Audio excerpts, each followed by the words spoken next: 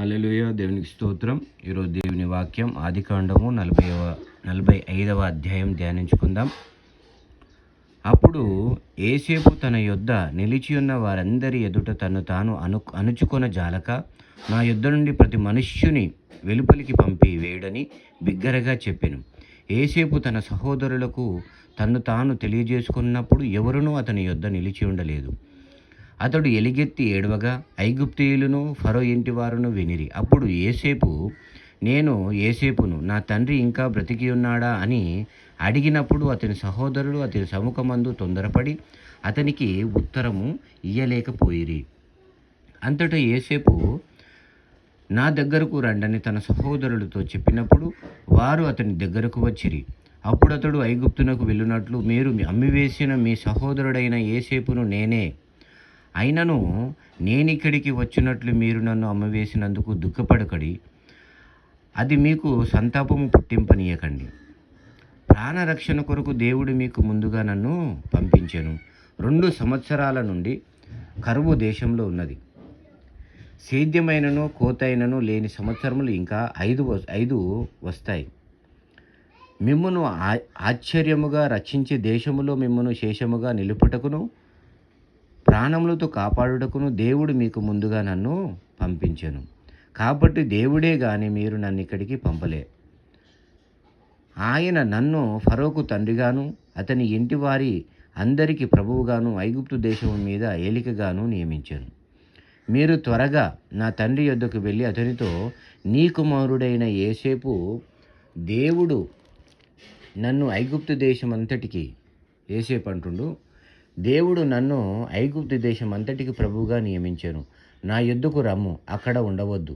నీవు గోషేను దేశమందు నివసించదవు. అప్పుడు నీవును నీ పిల్లలను, నీ పిల్లల పిల్లలను, నీ గొర్రె మందలను, నీ పశువులను, నీకు కలిగిన యావత్తును నాకు సమీపముగా నుండును. ఇకను 5 కరువు సంవత్సరములు వచ్చును గనుక నీకును నీ ఇంటి వారికిని నీకు కలిగినదంతటికి పేదరికము రాకుండా అక్కడ నిన్ను పోషించదనని చెప్పుడి. ఇదిగో మీతో మాట్లాడుచున్నది నా నోరే అని మీ కన్నులకు నా తమ్ముడైన బెన్యామీను కన్నులకును చూస్తున్నవి. ఐగుప్తులో నాకు కలిగిన సమస్త ఘనతను మీరు చూచినది యావత్తు నా తండ్రికి తెలియజేసి త్వరగా నా తండ్రిని ఇక్కడికి తీసుకొని రండని తన సహోదరులతో చెప్పి తన తమ్ముడైన బెన్యామీను మెడ మీద పడి ఏడ్చెను. బెన్యామీను అతని మెడ మీద పడి ఏడ్చెను. అతడు తన సహోదరులందరినీ ముద్దు పెట్టుకొని వారి మీద పడి ఏడ్చిన తరువాత అతని సహోదరులు అతనితో మాట్లాడిరి. యోసేపు యొక్క సహోదరులు వచ్చిన వర్తమానము ఫరో ఇంటిలో వినబడెను.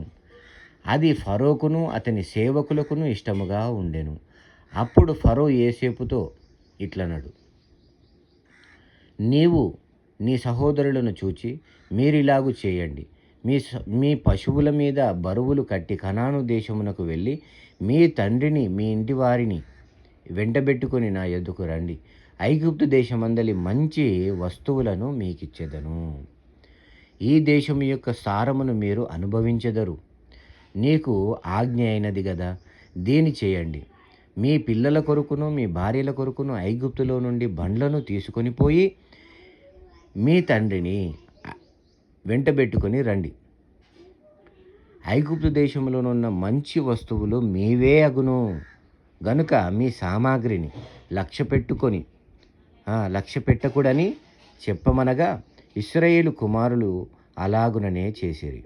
యోసేపు ఫరో మాట చొప్పున వారికి బండ్లను ఇప్పించెను, మార్గమునకు ఆహారం ఇప్పించెను. అతడు వారికి 2 దుస్తుల బట్టలు ఇప్పించెను. బెన్యామీనుకును 300 తులముల వెండియు 5 దుస్తుల బట్టలు ఇచ్చెను. అతడు తన తండ్రి నిమిత్తము ఐగుప్తులోనున్న మంచి వస్తువులను మోయిచున్న 10 గాడిదలను, మార్గమునకు తన తండ్రి నిమిత్తం ఆహారమును, ఇతర ధాన్యమును, తినుబండారములను మోయిచున్న 10 ఆడు గాడిదలను పంపెను.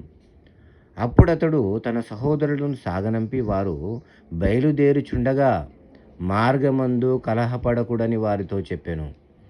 వారు ఐగుప్తు నుండి బయలుదేరి కనాను దేశమునకు తన తండ్రి అయిన యాకోబునొద్దకు వచ్చి, యోసేపు ఇంకా బ్రతికి ఉండి ఐగుప్తు దేశమంతటి ఏలుచున్నాడని అతనికి తెలియజేసిరి. అయితే అతడు వారి మాట నమ్మలేదు. గనుక అతడు నిశ్చేష్టుడాయెను.